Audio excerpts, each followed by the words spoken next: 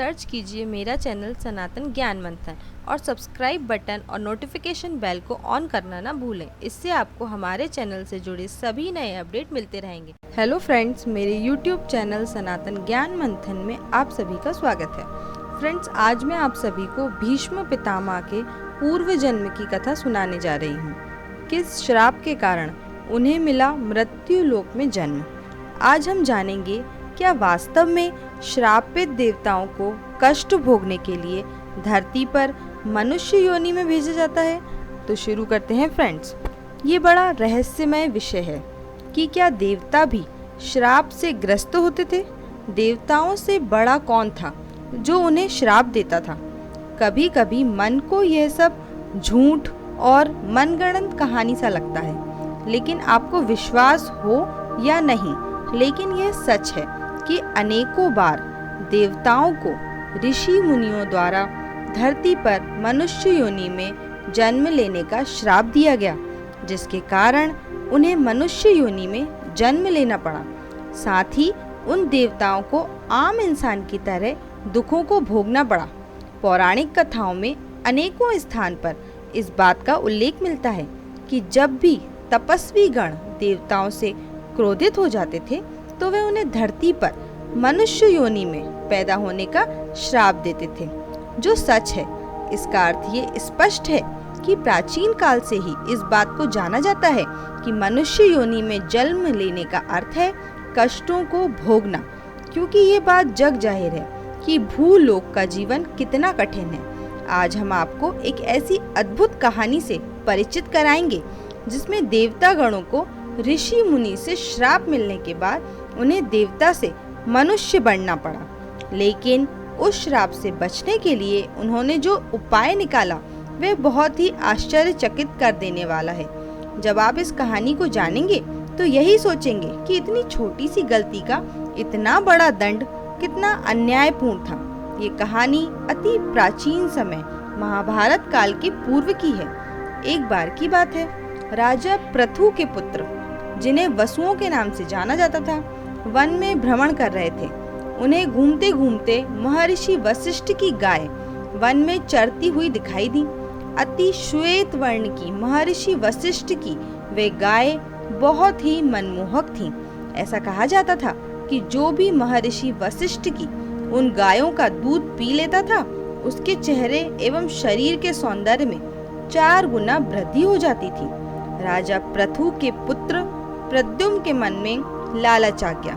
उसने सोचा, महर्षि वशिष्ठ की कुछ गायों को चोरी से राजमहल की गौशाला में ले चलते हैं। इन गायों का दूध पीकर हम भाइयों की पत्नियां और अधिक सुंदर हो जाएंगी। राजा पृथु के पुत्र प्रद्युम्न ने अपनी यह योजना अपने अन्य भाइयों को बताई। भाइयों की यह बात सभी को पसंद आ गई। महर्षि वशिष्ठ की गायों को बांधकर राजा पृथु के पुत्र अपने राजमहल ले गए। शाम को जब ऋषि वशिष्ठ को पता चला कि उनकी कुछ गाय जो प्रातः वन में चरने गई थी, लेकिन शाम के समय वापस आश्रम नहीं लौटी, इस बात से महर्षि वशिष्ठ बहुत चिंतित हो उठे। वे अपनी खोई हुई गायों का पता लगाने के लिए ध्यान मुद्रा में बैठ गए।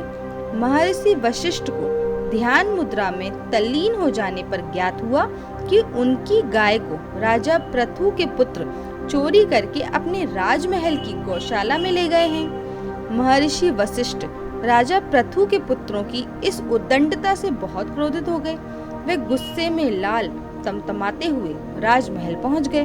वे राजमहल के द्वार पर खड़े होकर राजा पृथु को आवाज लगाने लगे।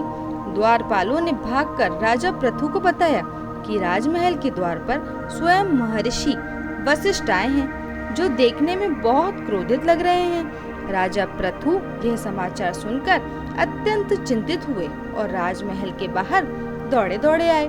राजा पृथु ने देखा कि महर्षि वशिष्ठ वास्तव में उनके राजमहल के द्वार पर खड़े हुए थे और बड़े ही गुस्से में लग रहे थे।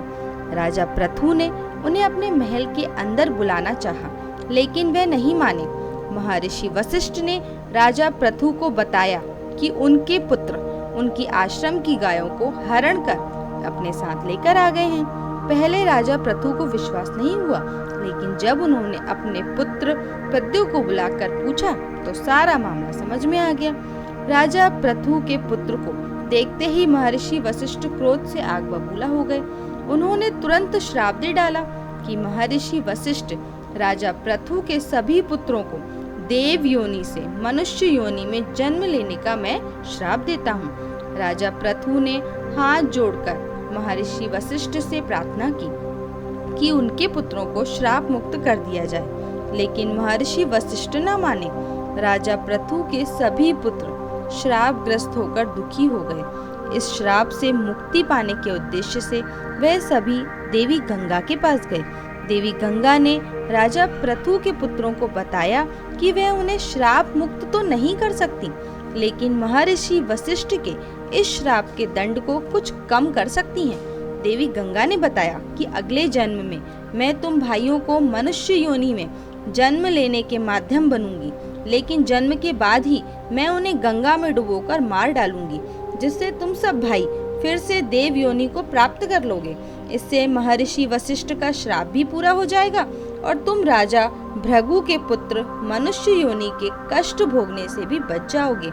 अगले जन्म में वही सब कुछ हुआ जो देवी गंगा ने कहा था। राजा शांतनु और गंगा के 8 पुत्र हुए, लेकिन गंगा ने अपने 7 पुत्रों को जन्म लेते ही गंगा नदी में डुबोकर मार डाला।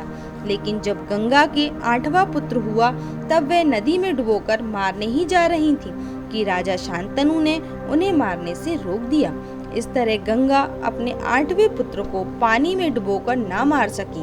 राजा शांतनु द्वारा गंगा के 8वें पुत्र को मार डालने से रोका जाना विधाता की ही मंशा थी, क्योंकि पूर्व जन्म में राजा पृथु के इस पुत्र को मनुष्य योनि का कष्ट तो भोगना ही था। पूर्व जन्म में ये राजा पृथु का वही बेटा प्रद्यु था जिसने महर्षि वशिष्ठ की गाय चोरी करने की योजना बनाई थी। गंगा का यह पुत्र भीष्म के नाम से प्रसिद्ध हुआ। उन्हें मनुष्य योनि के तमाम दुख झेलने पड़े। तो फ्रेंड्स, आप सभी को हमारी ये कथा कैसी लगी नीचे कमेंट करके जरूर बताएं। अगर आपको हमारी ये कथा रोचक लगी हो तो इसे ज़्यादा से ज़्यादा लाइक व शेयर ज़रूर करें। अगर आपने हमारे चैनल सनातन ज्ञान मंथन को अभी तक सब्सक्राइब नहीं किया तो सबसे पहले इसे सब्सक्राइब करें। अब हमें दें इजाज़त। Thank you friends.